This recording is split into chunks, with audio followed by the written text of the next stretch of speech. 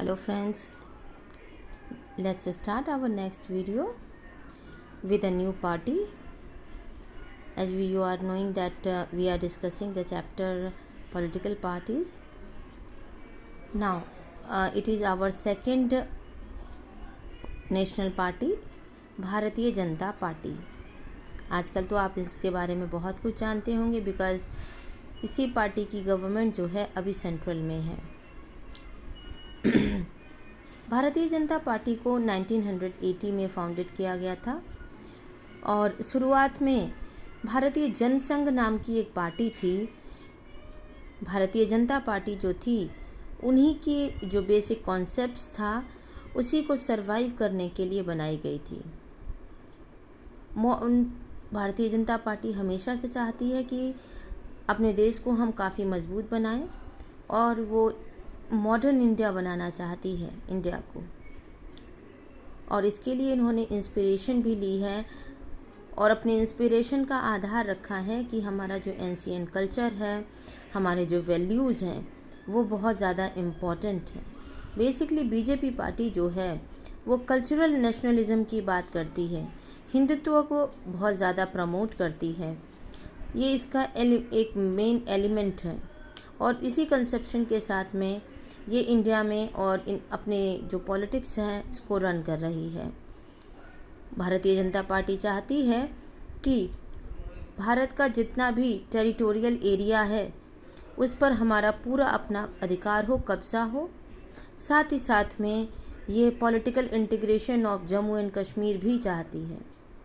हालांकि अब ये चीज़ हो चुकी है. आपने लास्ट ईयर टीवी पर देखा होगा, न्यूज़पेपर में पढ़ा होगा कि धारा 370 जो थी वो जम्मू एंड कश्मीर से हटा दी गई. जम्मू एंड कश्मीर जो पहले हमारा यूनियन टेरिटरी था, now it has change to a state. तो इस तरीके से जो एक पॉलिटिकल इंटीग्रेशन की बात थी वो इन्होंने काफ़ी हद तक पूरी की है. क्योंकि हम सब जानते हैं जम्मू एंड कश्मीर एक ऐसा यूनियन टेरिटरी था जहाँ पर कि उनका अपना अलग फ्लैग था, उनका अपना कॉन्स्टिट्यूशन था और काफ़ी हद तक वहाँ के लिए जो अलग अलग लॉज थे वो डिफरेंट थे. एक लॉ ये भी था कि कोई भी व्यक्ति जम्मू एंड कश्मीर में रह तो सकता है, जॉब कर सकता है, बट वो वहाँ पर ज़मीन खरीद के वहाँ का निवासी नहीं बन सकता है. It's supposed based increase substantially in 1990. 1990 के आसपास में हम आसानी से देखते हैं कि बीजेपी का सपोर्ट जो था पूरे देश में बढ़ता चला गया. अर्लियर ये केवल नॉर्थ इंडिया में और वेस्ट बंगाल के तरफ में ही पाई जाती थी, वहीं पर इसका एग्जिस्टेंस था और वो भी बेसिकली अर्बन एरियाज़ में. सॉरी, वेस्ट बंगाल नहीं है, यहाँ पर वेस्ट है. वेस्ट का मतलब हमारा हो गया राजस्थान, यूपी वाले साइड में.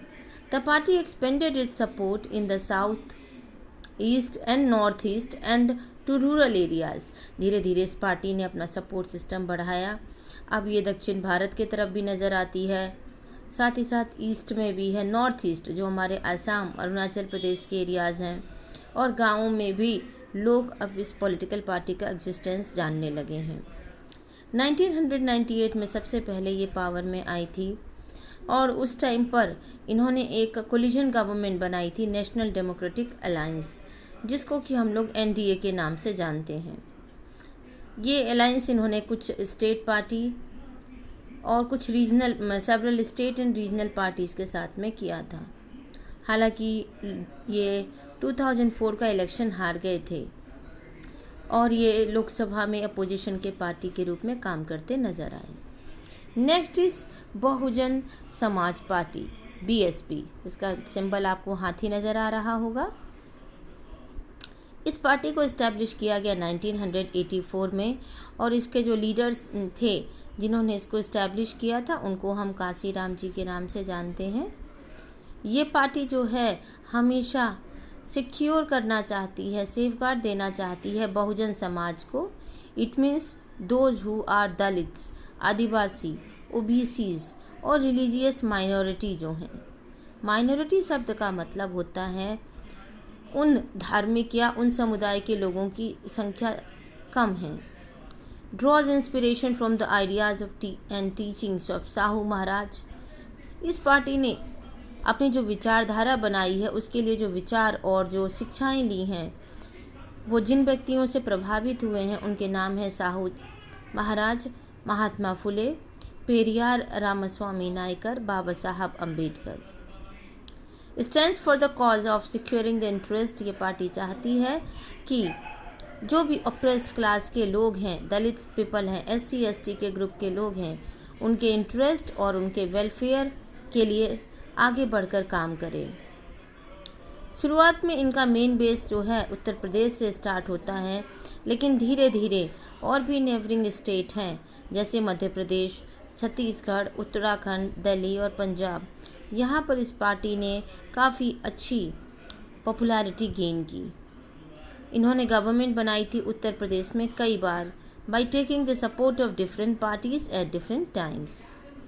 इन the Lok Sabha elections held in 2004 में जब इलेक्शन हुए थे तब इसे 5% वोट मिले थे और साथ ही साथ में इन्होंने 19 सीट भी लोकसभा में सिक्योर की थी।